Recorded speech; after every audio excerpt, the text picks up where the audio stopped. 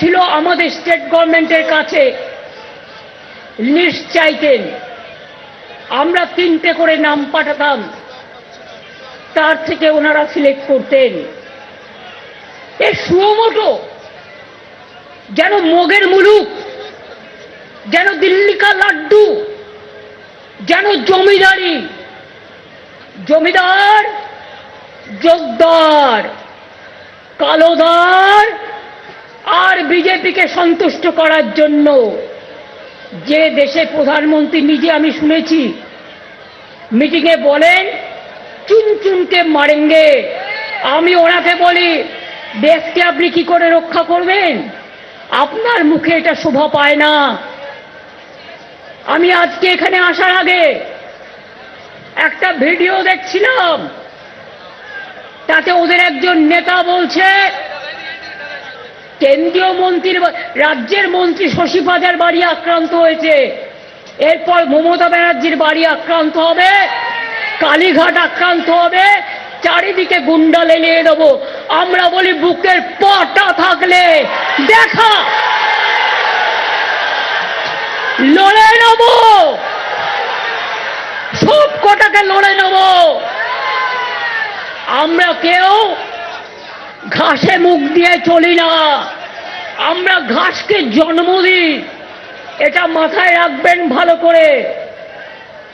যদি মনে করে থাকেন ভয় দেখিয়ে জোর করে, কি করছেন আপনারা?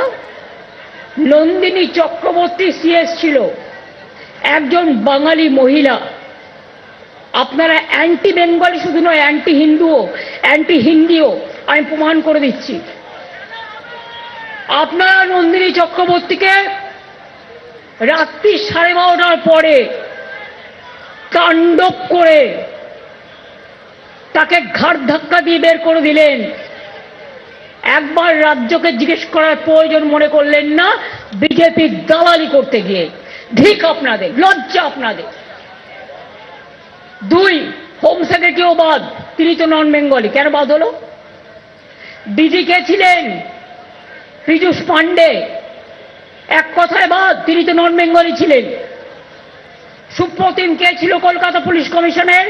বাঙালি ছিল। বিনীত গোয়েল কে ছিল? নন বেঙ্গলি ছিল। তার মানে আপনারা শুধু বাংলা নয়, নন বেঙ্গলি অ্যাফিসিয়েন্ট অফিসারদেরও বাদ দিয়েছেন।